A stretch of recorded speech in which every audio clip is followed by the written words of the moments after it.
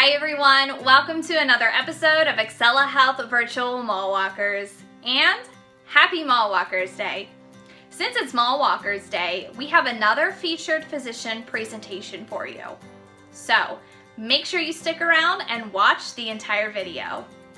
Throughout this month, we've shared many tips and resources on how you can keep your heart healthy. Of course, we want you to make your heart health a priority all year long, not just during American Heart Month.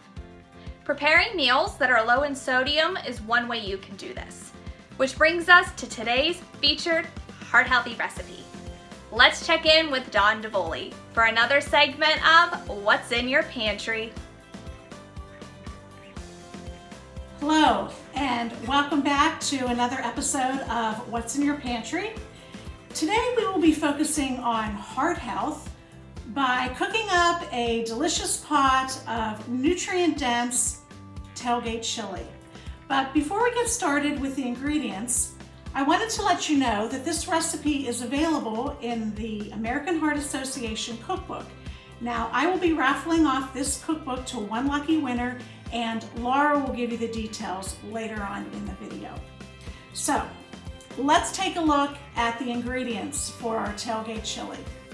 We are going to start with 1 pound of extra lean ground beef, 1 medium chopped onion, 1 medium chopped green pepper, 1 medium seeded and diced jalapeno pepper, 1 tablespoon of chili powder, 1 tablespoon of cumin, 2 teaspoons of minced garlic, a half a teaspoon of ground coriander, 1 15.5-ounce can of no added salt kidney beans, 1 14.5-ounce can diced tomatoes, and 1/4 cup of salsa. So in order to save time in this demonstration, I've already gone ahead and browned the ground meat along with the onion. And this is what it looks like. Okay, so to our pot of ground beef and onions, we are going to add the chopped green pepper, the garlic. Now, garlic has heart healthy properties, so we want to make sure that we don't skimp on that. We're going to add the diced jalapeno pepper. Now, for those of you that have never cooked with a jalapeno pepper, this is where we're going to get the heat in this recipe.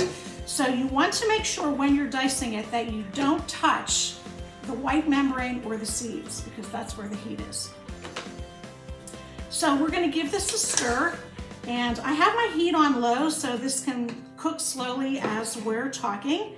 Next, we're going to add the heart boosting flavoring spices. Okay, so we're going to be adding chili powder, cumin, and ground coriander. Okay, so you can see that we're not adding any salt at all to this chili. So already from the start, it's pretty heart healthy. You could make this chili a little bit lower in saturated fat if you wanted to substitute ground turkey or ground chicken for the ground beef. That would also be another option. Okay, next we're going to add the red kidney beans. Now these kidney beans are going to add a substantial amount of fiber to the chili. Fiber is also good for our heart, but if you don't have red kidney beans, you know, you could also substitute chili beans or even black beans. Next, we're going to add our diced tomatoes, and these are right from a can. If you can find low sodium, that would be helpful.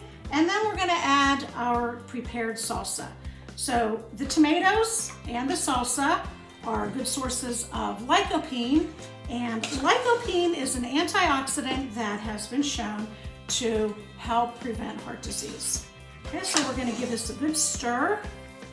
We're going to let this simmer on the stove. Okay, so while this is simmering, let's talk about what the healthy habit tip of the day is. So the healthy habit for today's episode is help support heart health by including foods in your diet that are high in fiber, rich in antioxidants, and low in saturated fat. This tailgate chili, which happens to be the perfect comfort food on a cold day like today, is the perfect heart-healthy meal to enjoy with all those nutrients. So I hope you will give this a try. This is actually going to be my dinner tonight, and I think I'm going to top it off with maybe some chopped cilantro and maybe a sprinkle of some cheddar cheese. So until then, stay tuned, stay healthy, and again, as always, thanks for joining me. Bye-bye. Welcome back, Mall Walkers. We hope you enjoyed today's cooking demonstration and our healthy habits tip of the day. Don't forget to check your email inbox for today's featured recipe, along with additional heart-healthy resources. Because it's American Heart Month, we wanted to do a special prize giveaway for you. Here's how you can enter for your chance to win a heart-healthy cookbook from the American Heart Association. Send us an email with your first and last name and tell us one way you plan to make your heart healthier this year. It's that simple. So make sure you enter for your chance to win. Up next, we have our featured physician presentation. Dr. Nevin Baker from the Excela Health Heart, Lung, and Vascular Institute shares a heart procedure called TAVR that is now available in Westmoreland County at Excela Health. Stay tuned for his presentation. Until next time, stay safe and stay healthy. We'll see you soon, Mall Walkers. Welcome to Westmoreland Community Connections, a look at issues and happenings on Classic Hits 107.1 WHJB. Here now is your host, Jennifer Mealy, Chief Communications Officer and Managing Director of Evangelization of the Diocese of Greensburg. Hello, and thank you so much for joining Westmoreland Community Connections on WHJB. I'm your host, Jennifer Mealy, and it's Heart Month. And of course, no better person to talk to on Heart Month than Dr. Nevin Baker, interventional cardiologist at Excela Health, and structural heart nurse navigator, Amanda Urosek. They're both joining us today. Folks, thank you so much for taking time out of your busy schedules to be with us during Heart Month. We have a lot of wonderful things to talk about, but how are you both? How is life during COVID in healthcare? Oh, great question to open up with. I'd like to just punt that one to Mandy, let her talk all about that. But so, COVID has changed the way that we practice medicine. COVID has changed the way we're doing procedures in the cath lab as far as safety for those performing the procedures, the doctors, nurses, cath lab staff, for the patients. I would say that since the beginning of the pandemic, we've clearly have an understanding of the coronavirus, the COVID-19, the infection, the cardiovascular impact it has had. And I think that I feel comfortable, and I think speaking on behalf of the rest of my group, that we finally come to a point where we're comfortable taking care of patients with COVID, cardiovascular complications. I would tell patients, and I've been telling my patients, it is safe to go to the hospital if you're sick, if you need care. I think the worst thing to do if you think you're having a cardiovascular complication is actually to sit at home and try to weather it out because you're nervous about the emergency room or what's going to happen inside the hospital. The healthcare facilities at Excela have done a remarkable job of keeping patients safe and still allowing, great care to be done locally. And, I think the more difficult part of this is having patients have a complication from waiting at home with a cardiovascular event, then coming to the hospital and either aborting it suddenly, I'm talking about a heart attack, or developing some complication like heart failure, cardiac arrhythmia, or heart disease going on later on that could have been avoided or treated up front had they come into the hospital. So whether that's having procedures done, whether that's having your doctor wants an echo or a stress test or a monitor, some sort, I think it's okay to have these procedures done at this time. That is such great advice. And Amanda, I'm sure you're seeing that as a nurse navigator, patients probably calling you and saying, can I put off this procedure or do I need to have it now? And you have to walk them through that process. Yeah, it's a scary time for patients. I mean, it was a scary time for all of us too, just, when it all started. But I think the main thing that I try to drive home with them is that, it's a lot safer at the hospital than it is, going to the grocery store even. We're taking all the necessary precautions and more. We've had thousands of our staff members vaccinated already. We were fortunate to receive those. So, I mean, yeah, it's definitely, when it comes to the heart, it's not something you can really wait. No, that's excellent advice. And I want to start now by asking you both about your backgrounds. Dr. Baker, tell us where you grew up, where you went to school, what you studied, and then we'd probably like to hear a little bit about how you got into interventional cardiology. Sure. Yeah.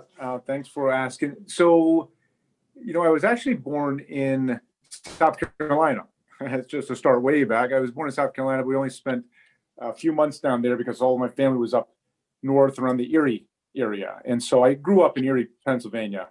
I went to McDowell High School. I went to Westminster College.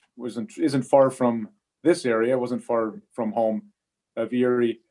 And following college, I went to the Philadelphia College of Osteopathic Medicine for a medical degree and had spent the next 6 years at Geisinger Medical Center, which is in the center of the state, large medical center that cares for about 3 or 4 million people right in the middle of the state. So the large medical center, did general internal medicine, did general cardiology fellowship there. Actually, is where I met my wife.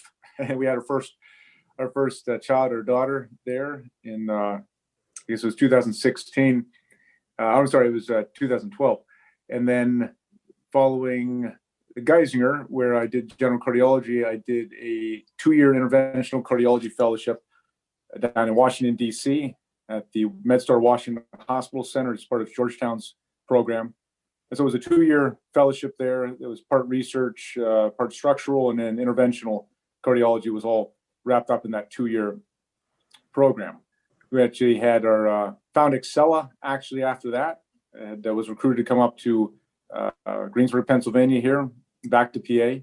So we kind of made a big circle around the center of the state and then back up to Pennsylvania, where I've been here for 6 years. Managed to have another child, another daughter. So now we have a 8-year-old daughter and a soon to be 5-year-old daughter. They're both part of Hemphill School District in town. Locally, we picked up a German Shepherd. He's 1 year old now during the pandemic. It wasn't planned that it was going to be a pandemic, but it was actually the week before everything went on lockdown. We got him. So that's kind of my background, the training. And I think part of the question was what got me interested, if I remember, Yes. in interventional cardiology in particular. I always had a fascination with science, I think, anatomy, physiology, cardiac anatomy, physiology the most. I attribute Dr. Foley back in college, actually. I had a physiology advanced AP course, and we did a lot of cardiac anatomy and physiology. Just absolutely loved it.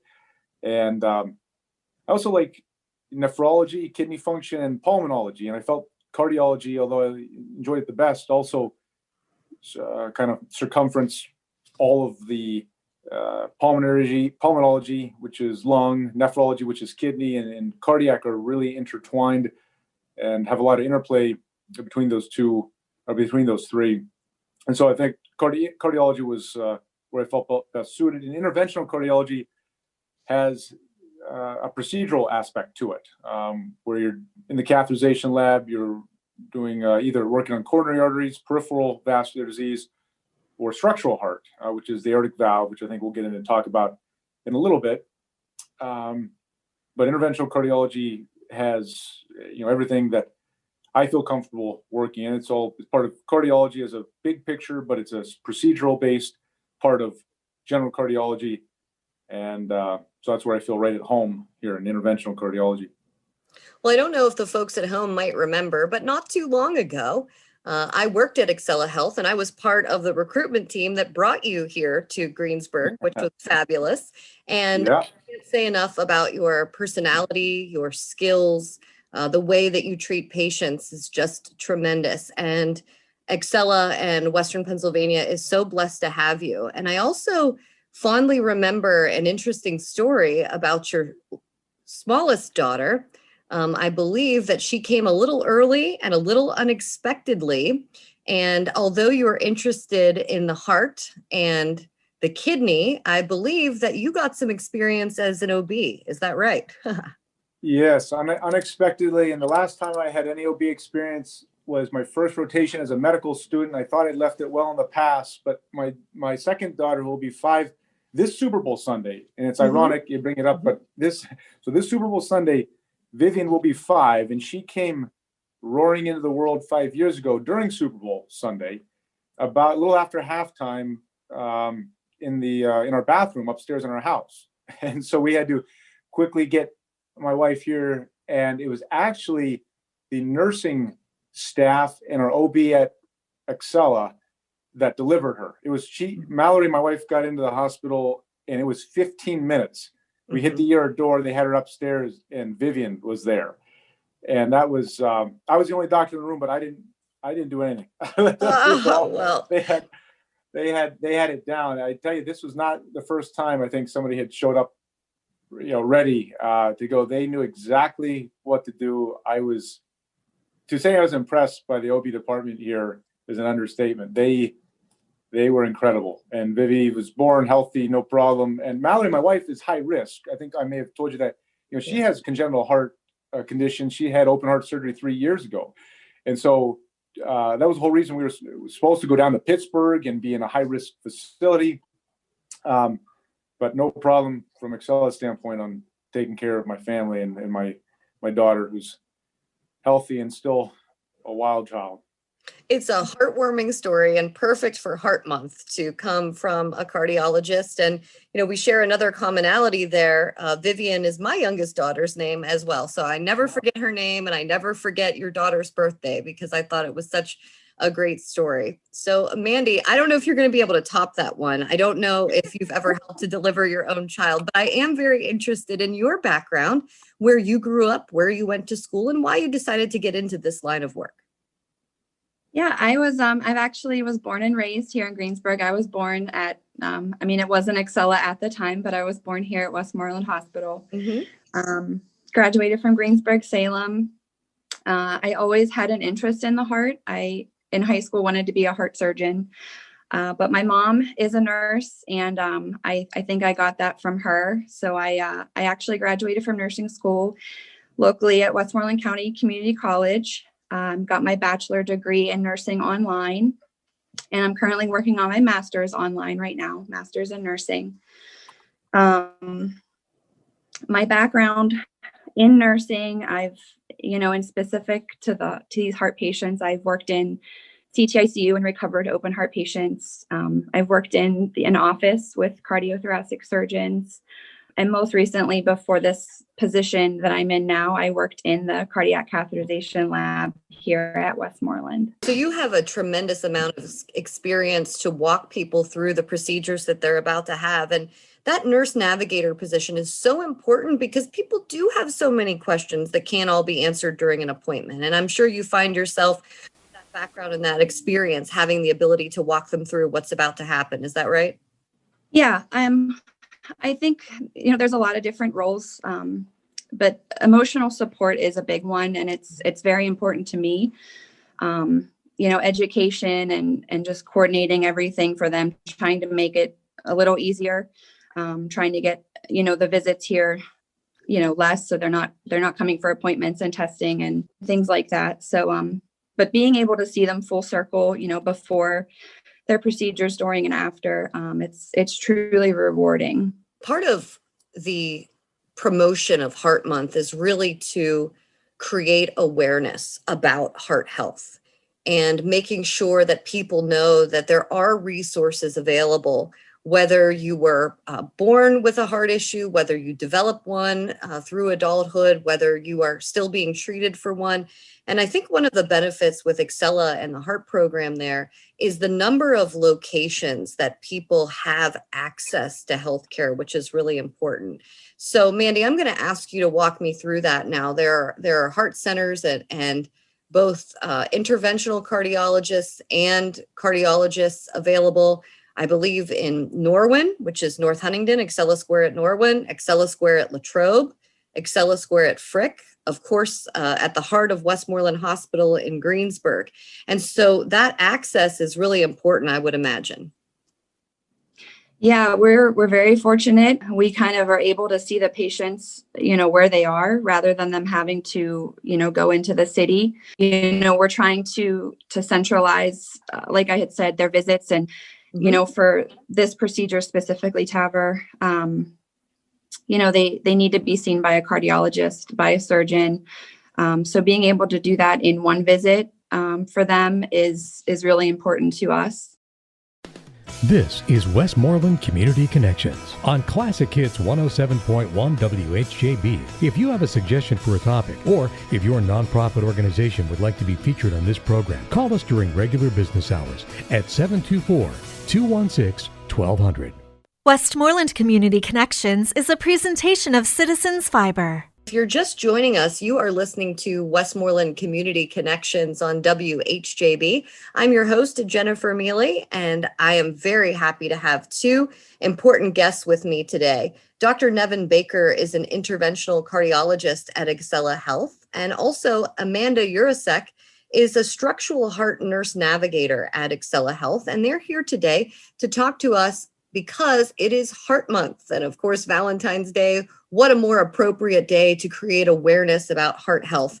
One of the things that I really wanted to dive into today is the new technology that's available at Excela Health. So I'm going to have Dr. Baker, if you wouldn't mind, explain the TAVR and what do people at home need to know about this important advancement in heart care. If I'm going to discuss TAVR, I think as a treatment option, I want patients, folks that are listening, to understand not only what it is, but what kind of disease process that we're treating here. We're talking about structural heart disease, aortic valve disease, specifically aortic valve stenosis. The aortic valve, as I explained to patients, is the main gatekeeper that allows blood to exit the heart and fill your brain all the way down to your big toes. And this valve, over time and often with age, can become hardened with calcification. I tell patients it's like rust on a car or somewhere on pipes that kind of builds up, and it makes the valve less pliable, makes it stiff, and less likely to open wide and allow the blood to exit the heart. And so when that happens, that's called aortic stenosis.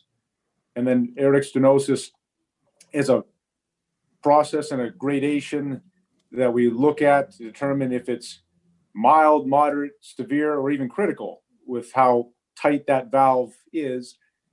And patients that develop aortic stenosis over time often develop symptoms of aortic stenosis. And symptoms of aortic stenosis typically would be fatigue, shortness of breath, sometimes chest discomfort when you're exerting yourself, reduced exercise capacity, meaning you can't do what you used to do 6 months or a year ago. Things take longer. It takes longer to take the garbage out. It takes longer to do the vacuuming around the house, the housework. Some patients with symptomatic aortic stenosis feel chest discomfort with activity, tightness, pressure in the chest. They get dizzy, lightheaded, feel like they might pass out with activity. Those are all signs that that valve, that aortic valve, is stenosed, narrowed to the point where something needs to be done soon to prevent heart failure, to prevent heart attack, arrhythmia, something along those lines. It's important for patients to know that if you develop symptoms of aortic stenosis, with aortic stenosis, that 50% of patients with severe symptomatic aortic stenosis could die with the disease in as little as 2 years if nothing is done. Wow. And so that, if you wrap your head around that, you understand why medicine has advanced to try to help, mitigate that the best way it can. Typical treatment for aortic stenosis in the past, and when I say past, it's now been, let's go back, 5+ years, up to 10 years, has traditionally been open heart surgery, full open heart surgery, aortic valve replacement, and that has been the standard of care, and that in itself has worked, and it's been great for many years. In the last 10 years, there has been advancement, and then we'll get into this TAVR procedure. And I think it's important because patients, the folks that are listening on the radio right now, what I'm talking about with TAVR is an acronym. It's a T as in Tom, A, Apple, V, Victor, R, Roger. So TAVR is an acronym that stands for Transcatheter Aortic Valve Replacement. And when TAVR was introduced in the United States, and when it was FDA approved years ago, it was actually in 2015, it was actually FDA approved. At that time, these TAVR procedures were only being implanted or available either under investigational use, so still under clinical trials in certain patient populations, or were only being approved to be used in patients that were so high risk for surgery that they had no other option. And the TAVR, this transcatheter aortic valve replacement, is a procedure where an interventional cardiologist and a surgeon, a combined team of folks, take a very close watch and a look over patients via a multidisciplinary team approach and decide on the best options and management for a patient that has severe symptomatic aortic stenosis. Our current guidelines recommend that any patient now with symptomatic aortic stenosis be evaluated by a heart valve team, a clinic, for which Mandy is our cornerstone. She's the rock which everything kind of revolves around. But this heart valve team, as I mentioned, is comprised with a interventional cardiologist, cardiothoracic surgeon, general cardiologist at times, and Mandy is the heart valve coordinator that helps coordinate these patients and navigate on which method is best for replacing the aortic valve. And just to take a moment to go back to the idea of the transcatheter aortic valve replacement, the TAVR, very simply, I explain to my patients, is instead of a surgeon doing full open heart surgery, we are now able to place through a catheter, which is typically a piece of tubing or a conduit for which equipment is able to be passed through a blood vessel. We're able to take a valve from outside of the body, put it through the skin into an artery, take it up into the heart where that valve opens up, and replace your valve without having to open up your chest or perform really much in the way of anything invasive on a patient besides a small little hole in a artery in the leg often. And so that has transformed the way we're treating aortic valve disease. And that's a lot. That's a lot of information. But it's amazing. I mean, you're basically telling me that you no longer have to cut someone's chest open to replace their valve if they're the right candidate for something like this. And so that means a totally different recovery, I would imagine. That means a totally different post-surgical complication list. All of those things with this advancement in medicine. And I'm sure this was quite an investment for Excela too, forming this interdisciplinary team, as well as, investing in the technology. This is wonderful news to hear. Yep, absolutely. It's, I would say, long time coming, way overdue. The pandemic had set this project back over a year, mostly just the room being ready to have the state-of-the-art room ready to be done to perform this procedure. ideally, to have this procedure done, you want a hybrid OR room created where you can do everything I want to do as an interventional cardiologist, but you can also do anything you want to do as a surgeon if needed. Mhm. And so that room now exists, and it would have existed a year ago had COVID not happened. All those complications. So, Mandy, Yeah. your role in this then comes with making sure the patients are evaluated by the team. And I would imagine that there are certain criteria on that evaluation list. Yeah, as he mentioned, they're being seen by a cardiologist and a surgeon. It's really important to have the full story for the patient so that they can make their own informed decision, that they know all of their options, talking with their families even, which, has proven a little difficult with this pandemic, but, there's telehealth, there's, just even having them on speakerphone during the appointment, just trying to get everybody involved in that patient's life, with their doctors, talking about everything and doing what's best for them, giving them kind of their own hand in their own healthcare and in their own life really is a big part of what I do and why I do it. Wonderful.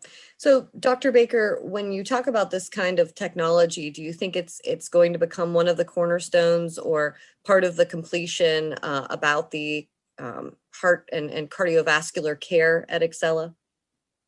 Yeah, absolutely. I think that is going on around the country. I think it's probably every month more information comes out of the medical literature about these type of less invasive ways of treating patients in general, whether it's, doesn't matter if it's coronary cardiovascular disease, structural with the TAVR. We also have the ability now for these Watchman left atrial appendage occlusion devices are being placed in patients that cannot undergo or be on long-term anticoagulation. There's an option now for something that helps to protect patients from stroke, but does not necessitate the need for long-term anticoagulation. That's all part of the structural advances in interventional cardiology and cardiology in general. Specifically, though, with the TAVR, it's been 5 years since the FDA gave the okay to make TAVR an approved alternative to open heart surgery for patients. And again, at that time, it was only for patients that were at exceedingly high risk or could not undergo what they thought at the time would be standard of care with open heart surgery. Still somewhat investigational. Just the following year, 2016, the FDA approved it for folks at intermediate risk. And the idea of risk is based upon heart surgeon and interventional cardiologist evaluation of a patient, all part of the heart team to determine risk of operation, full open heart operation. And then that's when I mentioned the risk, how we get to that's determined by very meticulous measurements and demographics, medical history, cardiovascular history all play into a patient's risk for open heart surgery. And then we delineate who would be a better candidate perhaps for the TAVR procedure. And now it'll be going on almost 2 years that the FDA gave approval for TAVR in what they consider low operative risk patients. And so the technology of TAVR and the minimally invasive aortic valve replacement is really open to most patients now. And again, any patient now with the aortic stenosis, symptomatic aortic stenosis, ought to be evaluated by the Excela structural heart team, the heart and valve team, and Mandy helps to coordinate that. So we give patients the options, talk about risks, benefits, and alternatives. That's what it's all about, help patients understand what can be done, what might be in the best interest for the short term, long term. A lot of things to consider with TAVR and the new technology. But I think that it's a great thing to have locally. Again, I think it's long overdue. We've had the players in place to be able to do this. We just needed the procedure room to be available to have it done as well. So it's nice that it's all come together. Again, a little bit of a setback with pandemic in the construction, but we're fired up now. We're ready to go. And patients are receiving this news well, and things are going well. I would imagine you've had some good outcomes. Yes, yeah. Actually, the first couple of patients that'll have it done here at Westmoreland have been waiting for it. Actually, we've been managing them medically, appropriately so for the time, but they really were excited to not have to make a trip through a tunnel and down into Pittsburgh to have this done. And then the follow-up care. You have to understand that it's not that the valve goes in and then you say, see you later, go back to your cardiologist. You need the structural heart team to continue to follow you. And if you want to be seen on site, fortunately now you can go to any one of the Excela locations to have, kind of follow-up after a procedure like this, rather than having to go down a month afterwards, 3 months, 6 months, a year to be evaluated down in Pittsburgh.